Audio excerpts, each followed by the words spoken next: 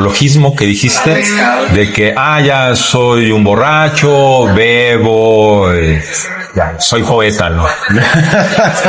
Porque tuve que dejar de beber, o sea, hasta para, dicen en México, hasta para valer madre, valí madre, ¿no? O sea, no serví ni para eso. Mi madre apenas tiene la educación básica, mi padre igual. No había propiamente libros en casa, había un diccionario que me gustaba mucho, con un solo tomo, un océano, que era lo que leía, y alguna que otra enciclopedia pequeña.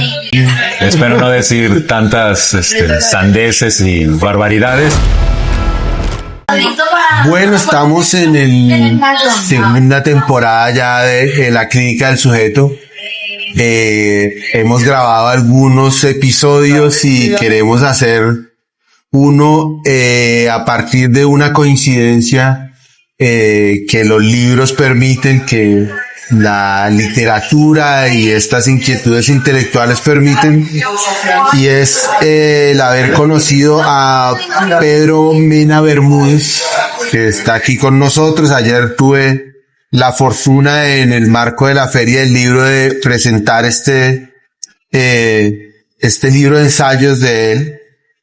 Y pues a partir de esa conversación y una previa que tuvimos, y la sintonía que sin duda generan esos encuentros, esas intersecciones que uno tiene con otros autores, con otros muertos, entonces decidimos tener una conversación un poco al lado, y definitivamente además estamos al lado de la feria.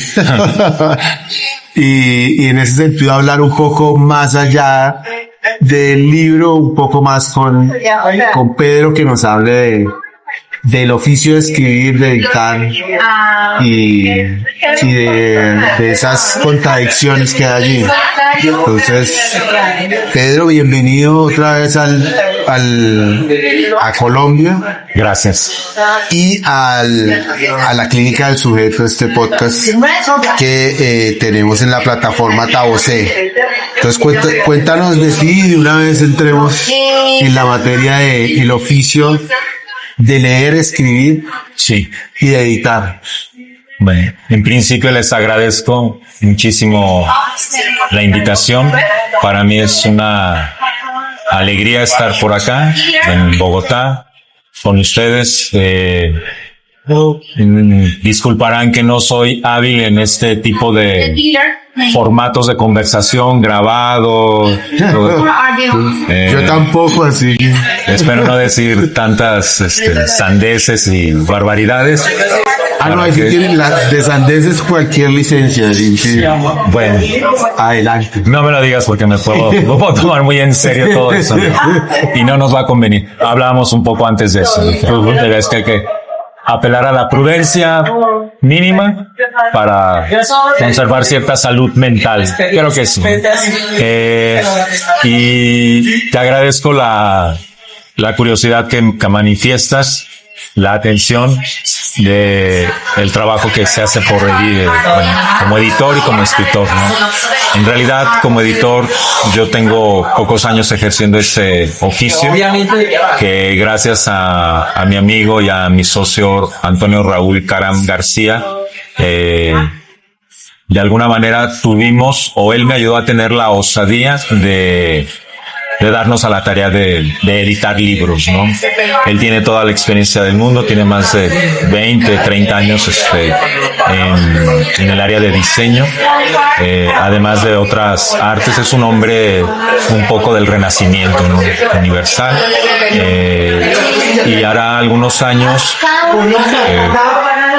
retomamos una inquietud de publicar libros, porque él fue mi compañero a principios de los años 2000, cuando estudiaba la licenciatura en filosofía. Éramos compañeros de escuela, y siempre nuestras pláticas fueron de libros, de poesía.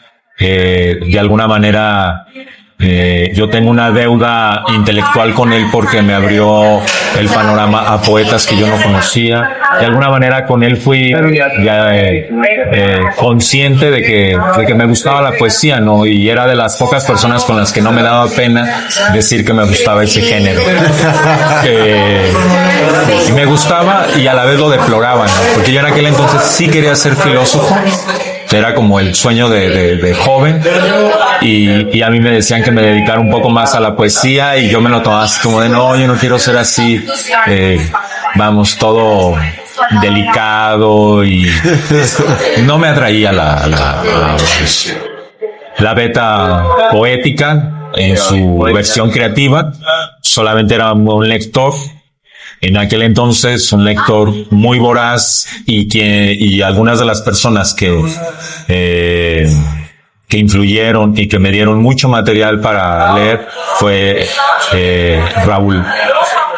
Entonces esa plática ya tenía más de 20 años, ¿no?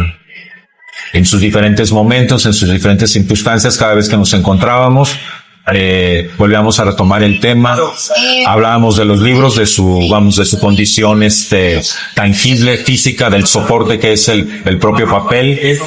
Y en 2023, si mal no recuerdo, finales de 2022, se presentó una oportunidad de publicar un título del actual presidente del Fondo de Cultura, actual director más bien, del Fondo de Cultura Económica en México, Paginazo Taibo 2.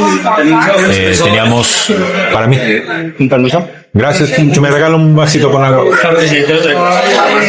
Y teníamos el libro, teníamos los derechos, pero no teníamos de alguna manera Tienes que armar 3 o 4 3 o más. no teníamos, digamos, como el soporte editorial, ¿no? Aunque sí lo había, pero Raúl se lo tenía muy escondido. Me dice, no, yo ya tengo algo preparado, pero no quise abrir el tema con nadie porque no es algo que lo estaba pensando yo para más adelante. Y me dice, pero vamos a hacerlo. Ya están los logos, están los registros, está el marco legal al día. Y fue que decidimos comenzar a editar libros. Entonces, a la fecha creo que ya van un poco más de 30 títulos que hemos publicado, en su mayoría poesía, narrativa, que involucra crónica, cuento, y recién acabamos de publicar la primera novela, y ensayo. Entonces, estos últimos años de actividad relacionada con los libros han tenido que ver mucho con la propia edición. Y bueno, de escritor, yo he sido, creo que un escritor viejo, o sea, no tengo una tradición literaria juvenil.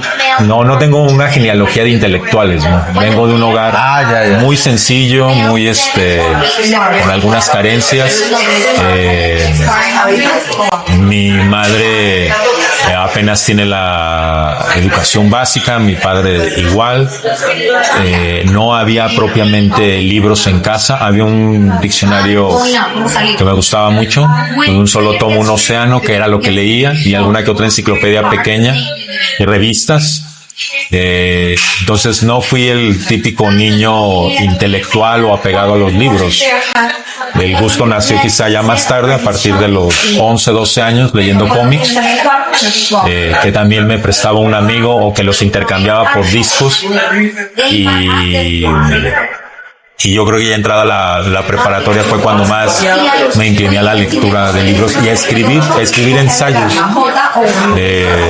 Ensayos contra mis compañeros. Empezaste con ensayos. Empecé a escribir ensayos En forma de arma. como una arma, pero resultó que nunca se sintieron agredidos, al contrario,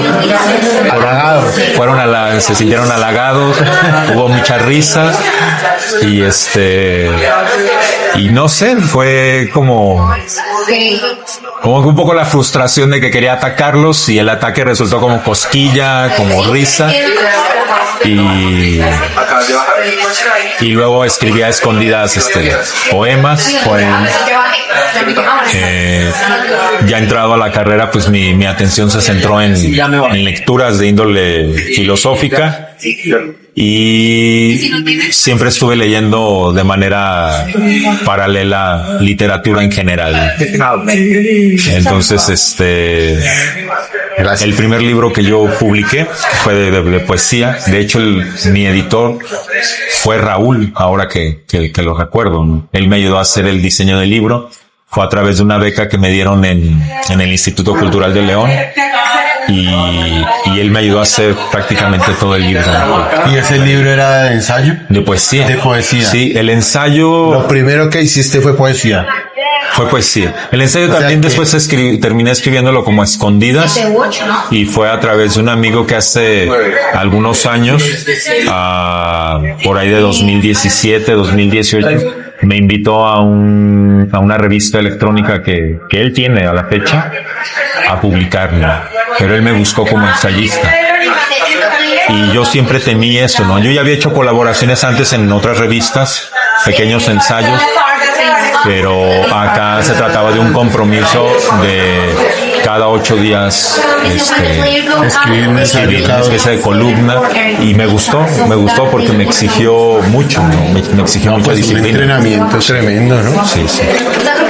Entonces algunos de los ensayos que compone el mármol son hijos de esa revista y de esa disciplina, por decirlo así. Claro.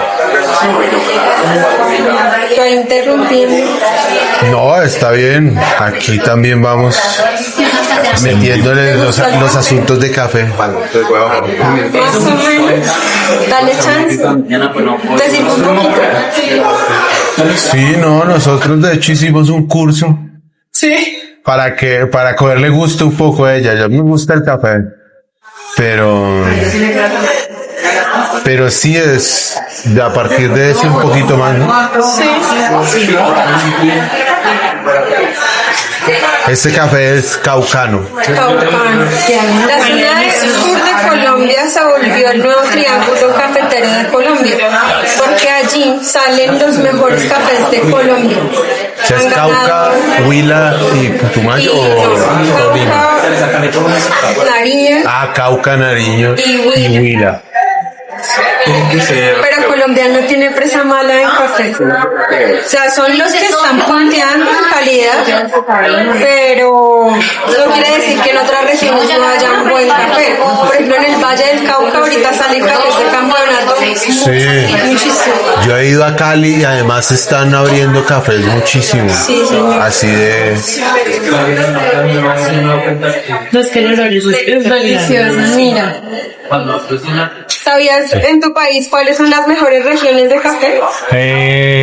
Es probable que diga datos incorrectos, porque los cafés que yo conozco más son de Jalapa, de Chiapas y de Tabasco. Son las Los mejores son de Guerrero. ya, de Guerrero. Con permiso. De Guerrero.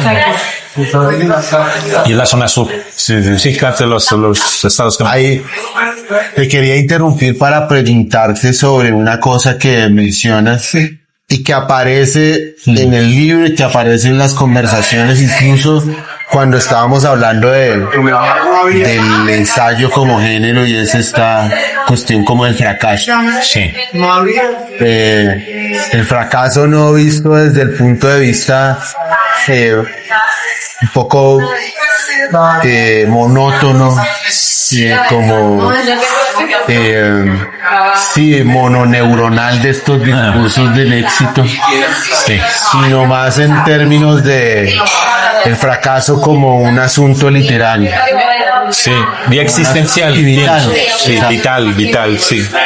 De alguna manera las condiciones sociales, de mi caso, permiten dibujar a un autor fracasado. Lo que a mí, cuando me decías esto de crítica de la crítica, para mí resuena mucho, porque fue poner en crisis precisamente ese estatuto de fracasado, porque de buenas a primeras se convirtió en un estandarte y en una especie de marca que garantizaba, no sé, cierto grado de calidad literaria o de interés con tu figura y con tu obra, ¿no? Entonces, eso a mí ya no me gustó. O sea, de alguna manera he fracasado, por decirlo así, como ser humano. Lo decía antes, quizás esto sea un poco bochornoso, pero yo tuve un periodo de beber con mucha alegría y mucha miseria, y de alguna manera un día tuve que parar, pues, porque la cosa se fue al traste, ¿no? Y de alguna manera siento que eso fue un fracaso real, no un post-it, no una calca que pudiera traer, no sé, aquí en mi abrigo y decir, soy un fracasado porque escribo de personajes fracasados, borrachos. O sea, yo fui borracho, claro, y fracasé como tal, incluso como borracho, ¿no? Porque tuve que dejar de beber, o sea, hasta para, dicen en México, hasta para valer madre, valí madre, ¿no? O sea, no serví ni para eso. Y entonces yo me he tomado este asunto del fracaso desde esa óptica, desde un asunto vital y no tanto como un ejercicio de mercado, ¿no? Y me resultan a mí un poco risibles y obtusos o obtusas más bien estas defensas del fracaso, ¿no? Porque insisto, se convierten en una especie de marca de cierta calidad, y se cae en un lugar común o en un neurologismo que dijiste de que ya soy un borracho, bebo, ya soy poeta, ¿no? La cago todo el tiempo. La cago, pero mi obra me rescata, ¿no? Pero el asunto es de que en la mayor parte de los casos, yo al menos lo puedo decir así sin tanto empacho, quizá el 90% de todos esos poetas fracasados no tengan una obra solvente. Seguro. Sí. Porque entonces es un poco como soy congruente con autodestruirme y escribo mis versos, mi asunto emo, como se le quiera llamar ahora, ¿no? Es como decirle al público, te garantizo que lo que vas a leer viene de mis experiencias. Y el asunto es que las experiencias son las mismas, ¿no? Y la literatura siempre ha contado lo mismo. El asunto son como los tonos, los registros, el estilo, el cómo. Y ahí es donde yo no noto gracia o algo que me esté diciendo, que me esté interpelando o que me esté espejeando en algunos casos, ¿no? Entonces, cuando yo hablo de fracaso en mi obra, procuro hacerlo en primera persona, porque el propio ensayismo a mí me ha permitido conocerme. Y no es que vaya a llegar un día que diga, ya me conozco, como estos gurús, ¿no? De ya me iluminé y la chingada. Ahora no, vas a hacer coach. No. Aunque ahora que lo pienso, podría ser. Pudo ser, ¿no? Pero creo que estoy bastante quemado. El antecedente de poeta y de ensayista no ayuda mucho a esas áreas. Entonces, pudo ser. Digo, porque con una formación filosófica, la verdad es que la gente, no le tengo desprecio en absoluto a esta gente que apoya a gente con sus emociones, con su situación vital. Sé que muchos, para ellos es un negocio muy pujante, lo vemos en la Feria del Libro. Yo creo que quienes más venden, quienes más atraen públicos, pues son este tipo de autores, ¿no? Y seguramente entre muchos habrá uno o dos bien intencionados. Sí, es un poco probable, pero alguno habrá, ¿no? Y siento que una parte de la filosofía tuvo esa vocación, al menos en la antigüedad.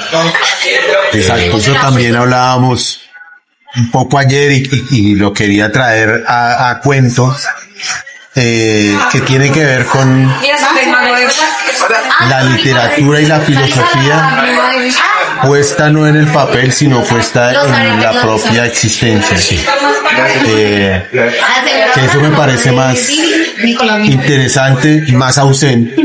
Claro. Porque pareciera ya proscrito, ya es difícil encontrar algo así, salvo en una cosa más o menos bucólica, los personajes pues campesinos y cosas así un poco exótica o sometidos a la exotización. Claro. Claro. Pero siempre habrá alguien que les escriba algo y saque por ellos. Pero eso que fue el origen de, y no solamente la filosofía helenística, sino en general en las culturas, ¿no? Culturas, y era en África está el griot, en la India hay un personaje parecido, en la tradición hebrea también. Así que ahora siempre hay que tener presente que este fenómeno de la filosofía en la Grecia antigua es apenas, digamos, el vertedero de una serie de tradiciones mayoritariamente provenientes de Asia, de la India, de China. Yo a veces he peleado un poco de que cuando dicen, no, pero hay una filosofía mexicana arraigada en estas culturas primigenias. No sé, a veces siento que no tienen que pelear un título, un rótulo, esas sabidurías. O sea, no tiene por qué llamarse filosofía mexicana, no tiene por qué llamarse filosofía china. Tendrán sus nombres. Disculpen que no tenga el registro propio de cómo se llame este ejercicio de querer o de amistarse con la sabiduría. Pero creo que cada cultura tiene esa vocación de saber vivir, ¿no? Y se llamará de manera diferente, ¿no? Y el querer legitimarla o quererle poner filosofía me parece innecesario.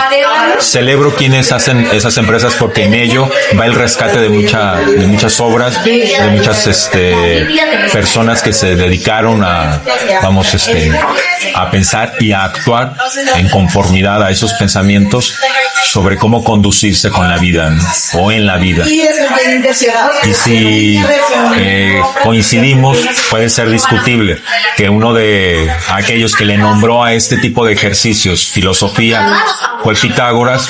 Pues recordemos cómo era su escuela. Sí, había un grado de rigor pertenecer a ese círculo, porque como tal eran círculos de saber, de gente que quería saber, y pues había una exigencia, ¿no? Conocer matemáticas, conocer música y sobre todo saber escuchar, ¿no? Y para escuchar se les imponía en esa tradición pitagórica al menos 5 años de guardar silencio, ¿no? Y de solo escuchar para poder acceder al otro círculo cada vez más reducido, porque pues no todos tienen, digamos, ese foro. Y había esto de, eso también lo supe por un paso por la facultad de filosofía que tuve, que era esto de lo acusmático. Exacto, sí, así se les denominaba, acusmáticos. El silencio, y además poner una barrera, sí, para que el que estuviera hablando no lo viera. Claro, sí, había un velo como tal. Velo que tenía, pues, seguramente cosas místicas que no. Sí, ahí el personaje de todo, pero sí había esto de que es mejor no ver sino escuchar. Exacto. Sí, es eso, que la propia filosofía hinca sus raíces en saberes entre míticos, entre mágicos, entre religiosos, entre la propia fantasía. Y después reclamó para sí la razón. Reclamó, digamos, como que esa parcela del pensamiento que, bueno. Pero ¿qué buscaban a final de cuentas estos saberes? Vivir, creo yo, de manera menos miserable. No digo que buscar la felicidad como ahora es el pan de cada día en este tipo de vocaciones, pero vivir un poco más conforme a la naturaleza. El concepto de naturaleza es muy complejo en cada una de las tradiciones, no lo vamos a discutir aquí, que tienes una cátedra de filosofía, y también no tengo, digamos, no tengo el basamento suficiente para exponerlo de manera crítica, pero se buscaba eso, ¿no? Y es un ejemplo nada más, la escuela pitagórica. Hay otras. Es el propio estoicismo en su respectivo devenir histórico, que es una tradición milenaria que hoy cobra fuerza a través de los coach, un poco endulzado, un poco al ahí se va, un poco para ganar dinero, para generar adeptos, el moda del día a día. Sí.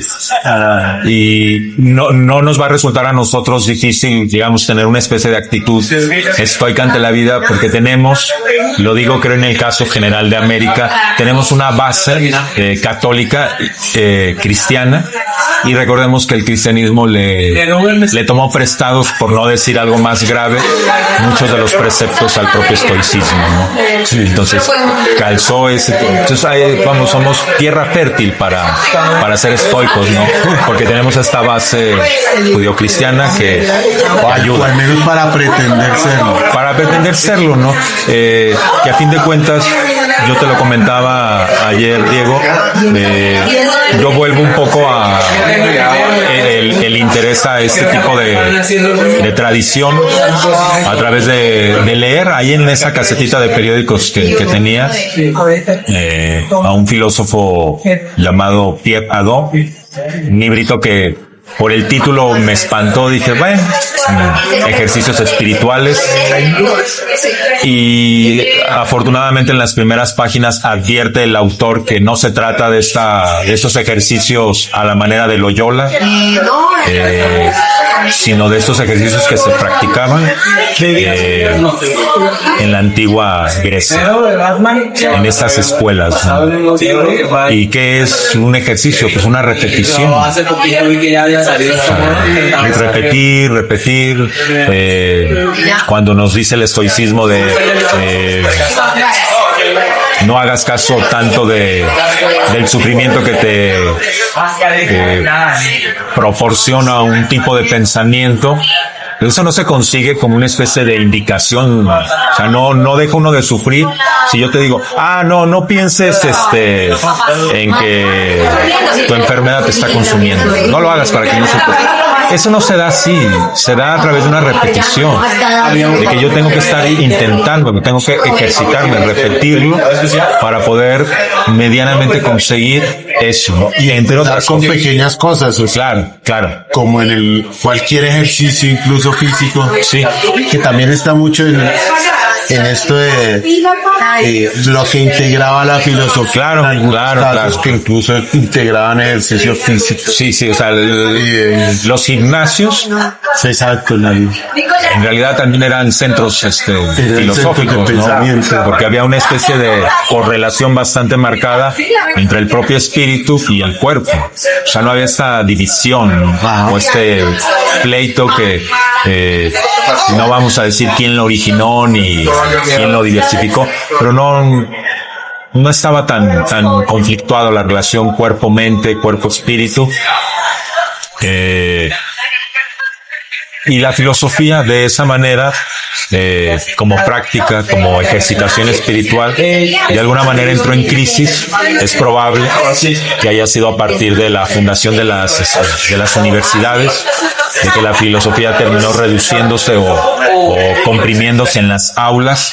Exacto. Que, rescataron una parte esencial de la filosofía, que es la investigación, que es la producción de saberes y el registro de esos saberes a través de lo escrito y del propio estudio de ellos, ¿no? Y rescatar el método. Claro. Hacer un método. Pero se fue concentrando esto un poco más en una tarea doxográfica, ¿no? O sea, de comentar los textos, de alguna manera de recitarlos para preservarlos en la memoria, pero ya no hubo este otro tipo de ejercitación que se imbrincaba o se arraigaba en la propia vida, ¿no? En la vida mía, que en cada caso pues es de cada sujeto, ¿no? Claro. Y en la medida en que avanza la historia de la filosofía, la crisis se fue ensanchando más, ¿no? Al grado en que es notorio que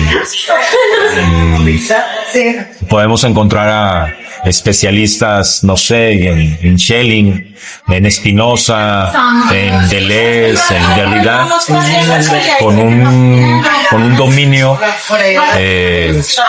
muy solvente de la obra de esos autores, con un léxico, si se quiere, poco árido y difícil para el ciudadano de a pie. Tienen ese dominio y sin embargo declaran que su vida es miserable. Sí, y entonces ahí es donde ahí hay una brecha muy grande. Exacto, sí. Y ahora con estas figuras del coach, del asistente emocional, de incluso del propio psicólogo, ¿no?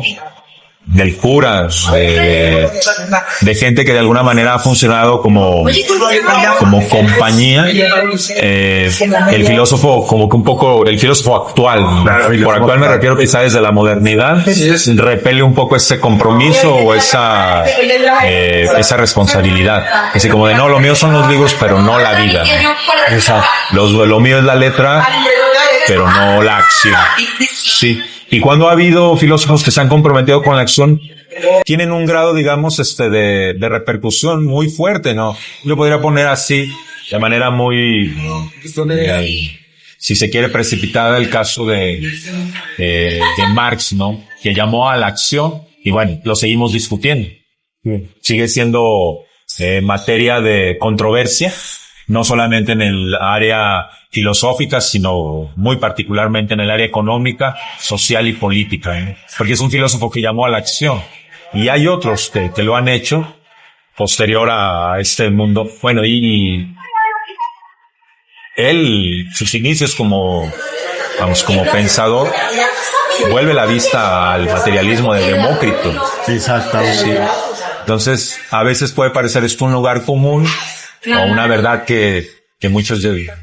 Una verdad a medias de que habrá que recurrir a esas fuentes para generar novedad en el discurso, para reinterpretar aquello que estos primeros filósofos, en este caso del mundo grecolatino, pudieron ofrecernos, ¿no? Y lo que otras tradiciones también nos legan, ¿no? Yo me reservo en mencionar casos en concreto porque los desconozco, o si los conozco es de una manera muy ramplona y me parece que sería ofensivo ponerme a decir nombres en los que no pueda sostener el discurso. Ahí hay otro tema que estaba en cuento ayer y ahorita se me ocurrió que está bien traerlo a la conversación, y es esto del vagabundear. Sí. El vagabundear desde el punto de vista del ensayo del poema, pero incluso también rescatando algo que tenía el filósofo, el pensador, un poco el médico del espíritu, que era el estar de un lado a otro. Claro. El trasegar, y trasegar por mundos, por gente, por conversaciones, un poco llevando ese espíritu de lo que tú decías de vivir mejor con la naturaleza, vivir en un estado de mayor virtud, si se quiere. Sí, puede que los términos sean o generen repelencia, porque pues hablar de la virtud del día de hoy es, o sea, habla del vicio y ahí sale hay mayor empatía con ello, ¿no? Yo creo que esta relación, me preguntabas ayer cómo concebía el ensayo, y entre las muchísimas definiciones es un género afortunadamente que siempre está en crítica de sí mismo, entonces hay muchas definiciones que calzan bien, ¿no? Y en el consenso y en la propia naturaleza de la palabra ensayo encontramos este ejercicio de sopesar, de merodear, de vagar, lo he llamado yo, por este vínculo que establezco con el cuerpo, ¿no? En uno de los ensayos de mármol, de alguna manera había la intención de plantearme para mí cómo funciona el pensamiento en la medida en que nuestra locomoción no lo permite, ¿no? Y si bien llamo a un filósofo cojo, a Epicteto, es porque no sé, siento que o intuí a través de la lectura de su obra, que le escribió más bien su alumno, lo lees y dices, este es un tipo que va pensando lento, pausado, de manera sincopada, ¿no? Y luego encuentro el dato biográfico de que fue cojo. No se sabe bien si fue cojo desde niño, si fue cojo porque su amo, un tal Epafrodito, le puso sus madrazos en la pierna. Digamos, la investigación para mí resultó un poco policíaca, pero eso no era como esa es la vestidura del ensayo, pero no era como el hueso, ¿no? El hueso era para mí darme un poco cuenta, o me fui dando cuenta de que al parecer hay una relación entre esa locomoción lenta, sincopada, con el propio pensamiento de Epicteto, ¿no? Y entonces él confirma de alguna manera mi sospecha, sigue en vilo, no puedo decir que estoy casado con que el ensayo sea mero vagar, pero de alguna manera me da luces de decir, sí, hay algo de vagancia y en nuestra propia locomoción creo que influye en nuestra manera de pensar, de leer, de interpretar, no solamente los libros, sino la propia vida, el propio contexto que nos ha tocado vivir, nuestra propia época, nuestros contemporáneos, con qué simpatizamos, qué nos genera animadversión a través de ese vagar, ¿no? Porque cuando vagamos, un poco parecemos distraídos, pero nos vamos dando cuenta y somos más bien dóciles ante nuestra curiosidad, ante nuestra capacidad de preguntarnos en lo que estamos un poco a la deriva, de decir, ¿qué es aquí, no? ¿Qué se celebra? Encontramos una fiesta y nos preguntamos, ¿qué se celebra? ¿Qué motivo ha reunido o congregado a estas personas? ¿Qué colores? ¿Por qué usan esto y lo otro, no? Y eso se consiguió a través de ese vagar, ¿no? Un poco no saber bien a dónde no se va, pero a donde se va llegando, se van generando, cuestionamientos fidedignos, no estos de rigor académico o de planteamientos, de problemas, sino que son circunstancias que se cuestiona uno mismo con su relación inmediata, ¿no? ¿Por qué venden aquí no sé, me encontré aquí cerca de la Plaza Bolívar, me dio el olor a una especie de ponche que le llamamos el México, muy acanelado, como con té de limón, té de canela, frutas, y yo me acerqué, ¿no? Y dije, se parece mucho al ponche de México. Vi que lo vendían también con un poco de alcohol, y que bueno, no, me imagino que hay sus respectivas variantes, pero a mí me atrajo en ese vagar preguntarme. Sé que es una pregunta que a nadie le importa, salvo a mí, porque yo era el que estaba vagando, pero me permitió conocer a un comerciante muy amable, me permitió enlazar esa forma de comercio, esa receta, hermanarlo un poco con algunas tradiciones gastronómicas de México, y para ello pues fue un poco hacerle caso al olfato, ¿no? No se trata solamente de caminar y pensarnos, sino de caminar y que probablemente arroje pensamiento ese vagabundo, ese caminar. Porque ahí es también la medida de la incertidumbre. Claro. Porque en el vagar uno se deshace o no le hace falta sino alguna certidumbre. No, vas un poco a la intemperie, ¿no? Exactamente. Y tienes esa garantía. Que es un poco lo que uno extraña de la actual forma de filosofar, de la actual forma de pensar, incluso de la actual forma de dividirse entre qué es un día exitoso, qué es un hombre y una mujer exitosa. Es como el que tiene todas las certidumbres. Claro. Y las reafirma día a día.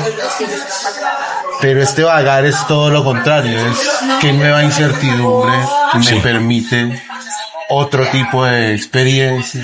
Claro. Me permite preguntarme otra cosa, entrar en otro lugar. Y se hermana de alguna manera esta ejercitación con una definición que me gusta a mí mucho de poesía de un poeta mexicano, de Jorge Cuesta, que decía que la poesía es cultivar el vértigo, ¿no? Y entre la incertidumbre y el vértigo, la incertidumbre del ensayo y el vértigo de la poesía, creo que podemos hacernos de conocimientos de sí, de la circunstancia, al menos de valor para uno, ¿no? Más allá de las etiquetas, más allá de los estándares, más allá de si mi jornada fue exitosa o fue una ruina, más allá incluso del propio juicio, del juicio que signa la experiencia del día, ¿no? porque en esa incertidumbre y en ese vértigo, pues lo que te vas enfrentando es un poco con la vida y con los sentidos que te permiten captar, interpretar el propio fenómeno de la vida. Ahí tal vez sea más importante, creo yo, hacer conciencia de ese bagaje, Sí. o sea, estar consciente en ese bagaje, que estar cierto, que estar convencido. Es más importante estar consciente o ser consciente de que se está vagando en la medida que eso le puede reportar. Y si lo planteamos como un ejercicio, a lo mejor desde el inicio puede ser un poco en automático para ir increciendo, en general, es una conciencia de que estoy vagando, ¿no? Hay veces que vagamos y no sabemos que vagamos, ¿no? Y creo que ese es un buen inicio. Es un buen inicio, ¿no? Porque a través de la repetición, de la ejercitación, podemos acceder a esa autoconciencia del vagabundeo, ¿no? No solamente ensayístico, sino de la propia experiencia o de la serie de experiencias que uno vive en su día. A fin de cuentas, cada experiencia son un poco cursi, un poco manoseado, pero son de índole irrepetible. Nunca caminamos por la misma calle, aunque se llame de la misma manera. Nunca saludamos propiamente a la misma persona, ¿no? Y entonces ahí el eco heraclitiano. Heráclito está ahí. No es tanto como epistemológico, sino poético, ¿no? De esta experiencia. Es que es sobre todo poético ese principio heraclitiano de no repetir o no estar siempre en el mismo nivel, ni siquiera siempre, no estar más de una vez Sí. en la misma experiencia. Y si te fijas, ni siquiera no es en términos, vamos, no es una ordenanza, no es una norma, no es un imperativo, es sencillamente una especie de retrato o de descripción de lo que sucede con nosotros, ¿no? No es que no tenga que ser igual, porque cuando viene ese imperativo como que o al menos yo me resisto. Tendría que ser diferente. Sí. Es más que como no un tiene, guiño, sí. como Es un guiño, es una clave de decir, esto sucede. O sea, yo no te tengo que ordenar que vivas cosas diferentes o que todo el santo día estés ante la novedad, sino que, como tú dices, hay una especie de conciencia de que en verdad las circunstancias, las experiencias que vivimos, básicamente son irrepetibles. Sí, el beso que le das a tu compañera de vida por la mañana es irrepetible. Quizá mañana le des el beso en la mejilla nuevamente, será otro beso. Y así, sobre cualquier circunstancia, ¿no? y en las lecturas igual. Las lecturas, lo hablábamos ayer, ¿no? Con qué autores luego nos hemos enganchado, generado una especie de dependencia intelectual, emocional. Luego los volvemos a leer pasados los años y ya no nos gustan tanto o nos enganchamos aún más, ¿no?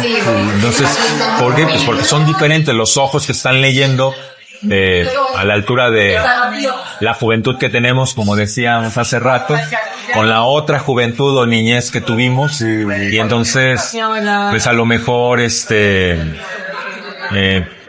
no sé, en aquel entonces Vicente Huidobro no nos decía nada y ahora nos dice mucho, ¿no?